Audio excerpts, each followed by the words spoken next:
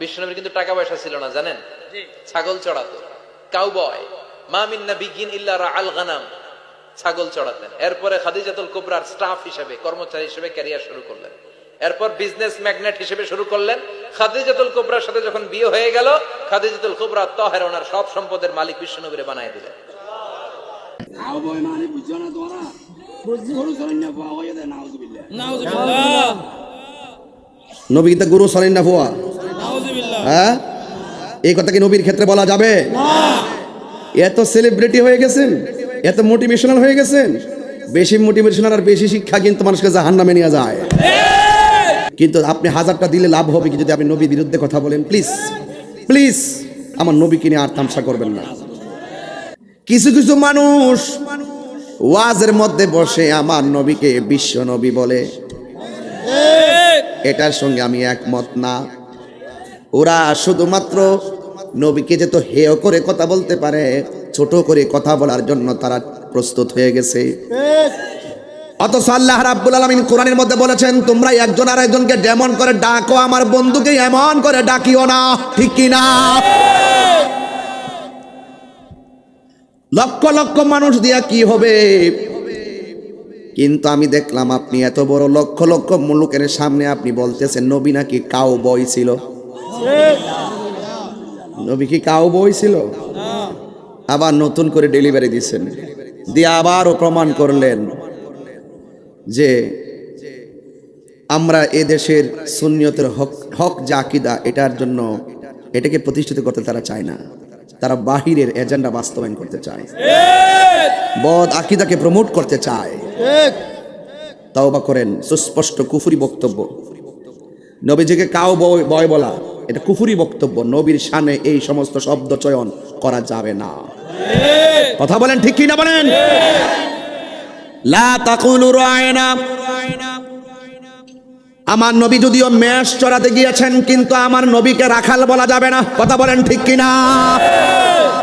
আর উনি সুন্দর করে ওয়াজের মধ্যে বলতেছেন নবী নাকি কাউ বয় ছিল। এই সমস্ত শব্দ বলে সুন্নিদেরকে কষ্ট দিবেন না, খবরদার। আল্লাহ রাব্বুল আলামিনের ধরা কিন্তু নরম না। ইন্না বাতশা রাব্বিকা লাশাদীদ, নিশ্চয়ই আমার আল্লাহর ধরা অনেক শক্ত। আর আমার নবীর কাউ বই, চিন্তা করছেন ব্যাপারটা কত জঘন্য, কত জঘন্য দেখেন। এটা নতুন ডেলিভারি দিয়েছে একজন।